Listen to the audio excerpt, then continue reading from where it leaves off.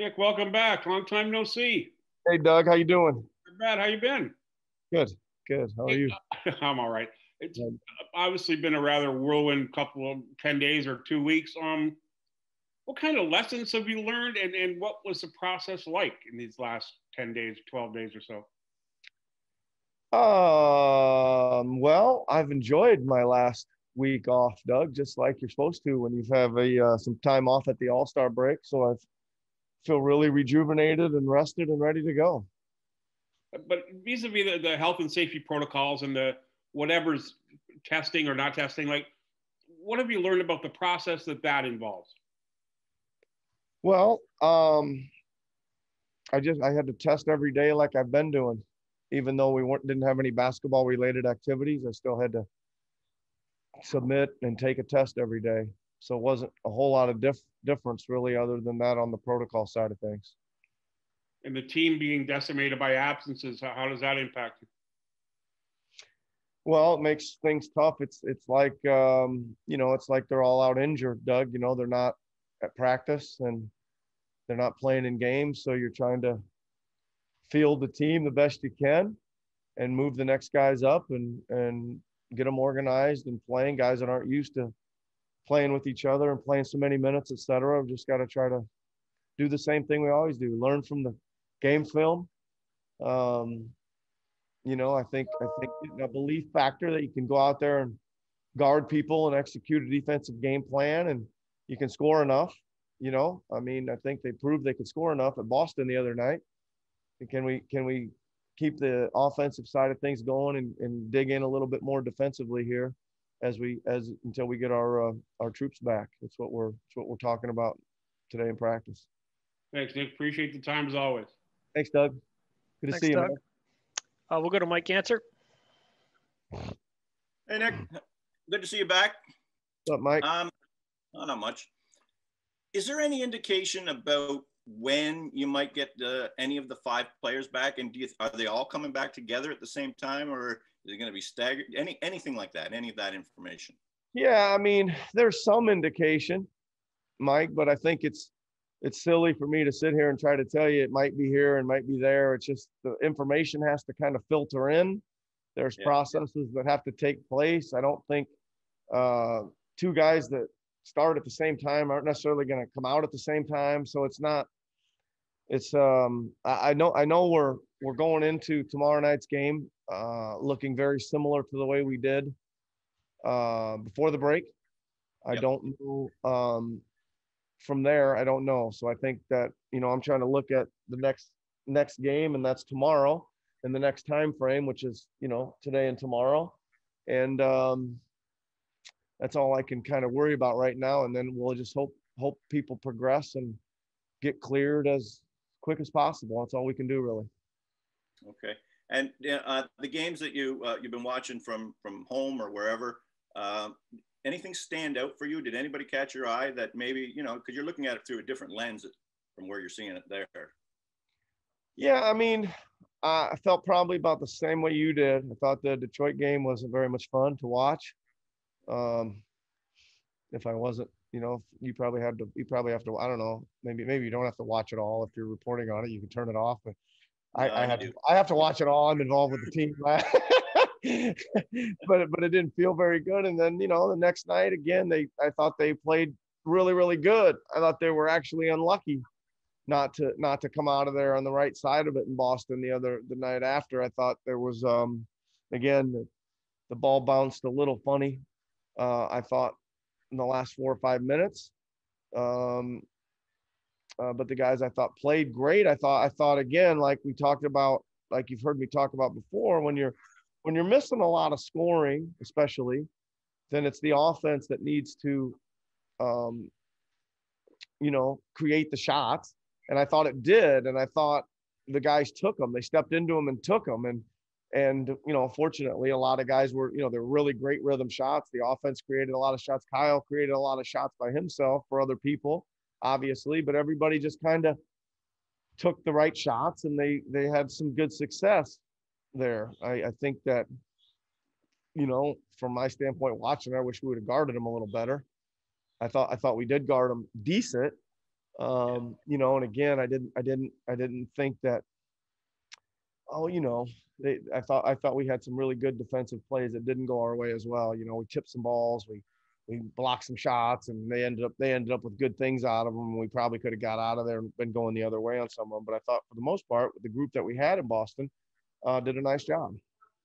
Got it. All right, appreciate that, Nick. Thanks. Yep. We'll go to Michael Grange. Hey, Nick, glad to see you. I'm glad you're okay. Can you elaborate a little bit? Were you yourself sick? I don't know if that's something you're comfortable sharing. And is do you, out of your staff that missed those games, what's the prognosis in terms of them returning? Any of them? Do you know? Well, we're all under the same thing, Michael. We're all just trying to get cleared and get through the protocols, and it's, you know, it's a lot of tests, and it's you know, some other things after that. Even when you're clear, you gotta wait a day or two to get even more clear. There's just a lot of testing that needs to go on. I think, but again, I looking at the short term, I don't think any of the coaching staff is cleared for the game tomorrow. Maybe. I mean, I think there's some right on the cut line there that could make it, one or two of them. I think that after that, it'll be kind of again day to day, and we get to the weekend. I think you'll start seeing things a little bit more back to normal once we get through the weekend. But I don't have that much more information than that for you. Okay, and thank you. And can you gauge what kind of setback this is based on like the momentum you were building, and now you've got a good chunk of your roster that at the very least is going to have been off the floor for, this looks like, about 12 days. Yeah, I mean, look, it's unfortunate, I think, Michael, because I think you're right. We were playing, I mean, nobody really realized it, but we were playing about as good as anybody there. I think for, you know, those 20 games, you know, we had a win at Brooklyn, a win at 2 wins at Milwaukee, you win against Philly. I mean, we were beating the people we needed to beat and looking really good doing it, and not really whole in some of those games either. Still missing some pieces there as well. So what kind of setback is it? I mean, yeah, it's going to be a setback. I'm hoping that we can raise our level of confidence up going into these games, these next 3, and figure out a way to pick off 1 or 2 until we get our guys back. I'm going to look at it positively, Michael, and that maybe this is a big, hurdle that we've had to jump or overcome, and then we won't have to later, hopefully. And, you know, maybe again, we'll get some rejuvenated legs and bodies and things like that maybe later on down the line when it comes time to really play, we'll be ready to go. And I think that's the only way I can approach it. I want to make it a point to try to make the playoffs, of course, and be playing really good by the time that happens. And we're just going to have to fight our way out of wherever we have to fight our way out of from. But I feel like couple things. I think one is, I think that we've got to a point where we started being able to believe and execute our defensive game plans where we could beat anybody, back to the way we used to feel. And I think we got to a point as well where our offense was starting to generate enough shots and was showing enough composure and patience to generate enough offense to compete on any night. And I think if we get to that point, get a few more guys, you know, get a little bit of those guys that, you know, we're still counting on some guys that I think can contribute more. I think guys like Aaron Baines is turning the corner. Chris Boucher continues to play better, so there's some bench. I'd still love to see Pat McCaw resurface. You guys know how much I love him. I think he's a great utility player. DeAndre's turning a corner. I mean, there's a lot there, and I just want to try to keep it together and get us playing really well when it counts at the end of the year. And that's all I can kind of use this situation for, is a kind of a regrouping, long-term, big picture. Let's hang in there and do our best and do it right when it matters the most. Appreciate it, Nick. Good to see you. Thank you. Thanks, Michael. We'll go to Josh Lowenberg. Hey, Nick. Glad you're back and doing well. Sergio talked a little bit about this, but with all the fancy technology we know how to use now, the Zooms and all of that, how much were you guys, the coaches that have been out, able to contribute remotely over the last week or so, a couple weeks? Yeah, it was pretty good. I think, Josh, you know, we try to do it just almost like a normal meeting. You know, there's film to watch, and you kind of get on a screen like this, and the film takes over the majority of the screen. And yeah, sometimes it was really clear and pretty good, and other times it was a bit glitchy. But you know, that you have that, and so we tried to execute them and run them like we were all there, but obviously we were all doing it remotely. Felt like we were good though, Josh, like getting through the clips and the game plan and really fine tuning the stuff that we would normally fine tune. You know, just, you know, all that stuff. You know, there's little differences that make a big difference in some of the way you're going to cover guys and cover people and things like that. But I think we were able to get all that executed, and I don't know, just like you guys, we save time. There's no travel time. There's no extra BS time. We seem like we get things done a little bit more efficiently on the Zoom than we do in real life. So maybe it's something that's going to stick. Who knows? Pros and cons to it, right? There you go. There you go. Yep. I also want to ask you about that report that came out last week that seemed to point the finger at the Raptors coaching staff in terms of the mask usage. Did you see it, and what did you think about it? Oh, I think that that I don't think anybody would have any idea what they're talking about saying that. That is really a unfair, very speculative thing to say, unless you have video evidence of it, because I don't think it's very, very cool to say that. And I think that our coaching staff has worked their asses off and abided by the rules as best as possible. It's not easy. I think it's, you know, the players have a tough job to do, but they're not wearing masks. The referees have a tough job to do, and they're not wearing masks. And the coaches have a tough job to do, and they are wearing masks. It's a little harder, but I think that, you know, we've come into an unfortunate run. I don't think it was it was certainly not for not really trying to adhere to the protocols as best as possible. So that's the only thing I can say about that, Josh. Thanks for asking the question, though. Thank you, Nick. Appreciate that. Yep. Next question goes to Eric Kareen. Hey, Nick. Welcome back. Hope you're feeling well.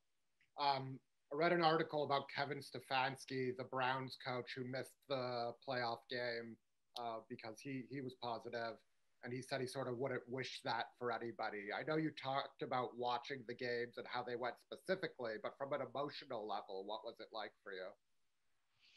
Well, again, about the same as probably was for you guys. I mean, the first night wasn't any fun at all, right? I mean, we got through the Houston one. That was kind of in progress, right? It was kind of a, and then the Detroit one didn't go very well at all. And then again, we had a tough trip to fly back to Boston to play. And I thought our guys gave themselves every chance, and the ball didn't bounce their way. And I was about the same. I'd had enough pretty early on of the Detroit game.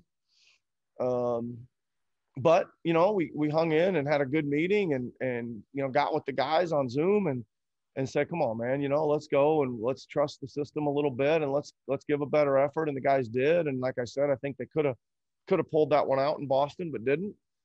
But at least they gave a tremendous effort. And I was just like, I don't know, probably like I would have been if I was on the sideline. I was trying to will shots in and trying to will shots out and all those kind of things I was doing from the comfort of my I think it was my kitchen. Actually, I was watching it on a stool at my kitchen table. Yeah. Can't pick up any texts from home, so that, you know, you saved yourself some money, maybe. I don't know. Yeah, maybe. My other question, quickly, trade deadline's coming up in 2 weeks. You have 8 games before that, and the East. I mean, I assume you know every team has the same record in the East. Do you feel the sense of these 8 games until the deadline, you know, you're sort of making a case for yourselves as a team? I mean, regardless of I don't know if you ever, like, beforehand, Eric, say, hey, we got to make a case, you know, we got to get hot here so nobody gets traded, or we got a tank here so we get a few new players. I don't think you ever do that beforehand, but I think as it's coming to an end, sometimes towards the trade deadline, you say to yourself, well, geez, we just reeled off 11 in a row like we seem to do. We seem to do a few times that I've been here. We went about 10 out of 11 going to the trade deadline, and they figure, hey, this team's cruising, you know? So I just think it's more of a hindsight thing than it is a looking ahead type of thing. Makes sense. Good to see you. Welcome back. Thanks. Thanks, Eric. We've got time for two more as Kyle is waiting. Apologies, everyone. We'll go to Tim Bontemps first. Hey, Nick, real quick, just to clarify from what you said before, are you and the coaches going to be available to coach the game tomorrow, or is that still up in the air? Or did you mean your staff? I'm available, Tim. I was talking about the staff. Got it. I've been cleared as of today to resume basketball activities. So here I am. This is my basketball activities. And as a follow-up to another thing you said earlier, you said that your team defensively started to feel like it got back to where it was before and started to have a belief again. And you kind of said the same thing about the offense. Where do you think that belief came from, and like kind of how that was that a matter of just getting used to the new personnel or the new look of the team? Like what caused that shift? Yeah, I mean, I think that's what it is, Tim. I think it's but you know, I think probably the newness of some guys and stuff was part of it.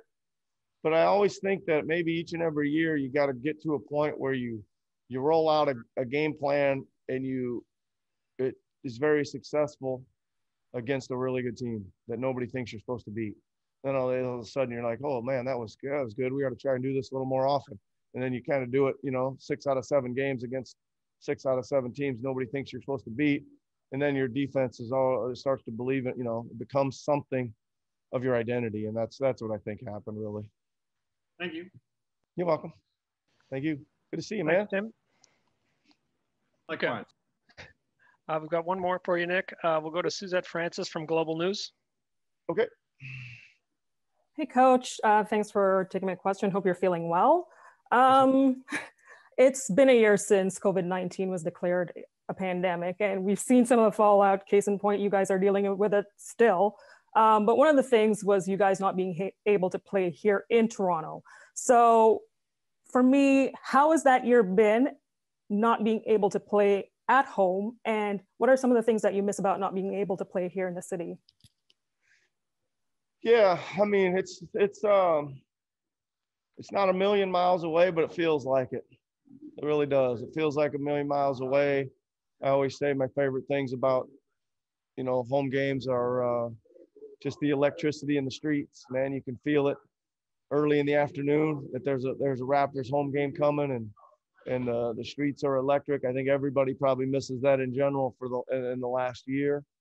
And then geez, when that roar goes up for your team, your guys start moving and flying around with a little bit more juice and energy, playing and really lifts them up. So there's lots to miss, that's for sure. Even just the little things,